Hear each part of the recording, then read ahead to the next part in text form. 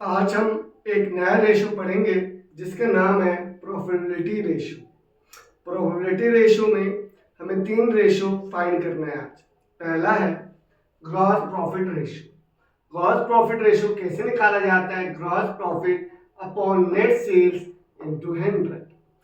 Gross profit ratio कैसे निकाला जाता है? Gross profit upon net sales into 100।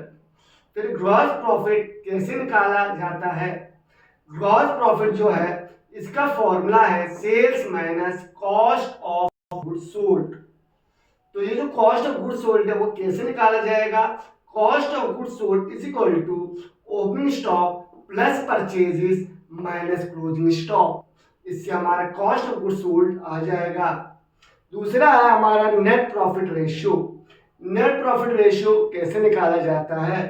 Net profit upon net sales into 100। अगला है हमारा ऑपरेटिंग एक्सपेंस रेशियो। इसके क्या फॉर्मूला है? Operating expense upon net sales into 100।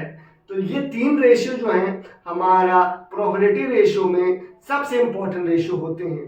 सबसे पहले ग्रॉस प्रॉफिट रेशियो, फिर नेट प्रॉफिट रेशियो और ऑपरेटिंग एक्सपेंस रेशियो।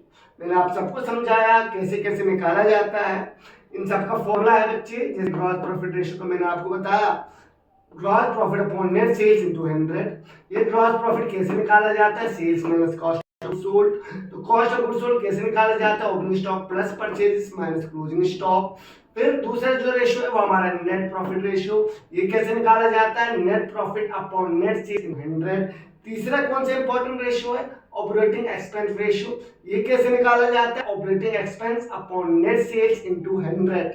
ये तीन हमारे प्रोबेबिलिटी के रेशियोज हैं। और आज के लिए इतना ही।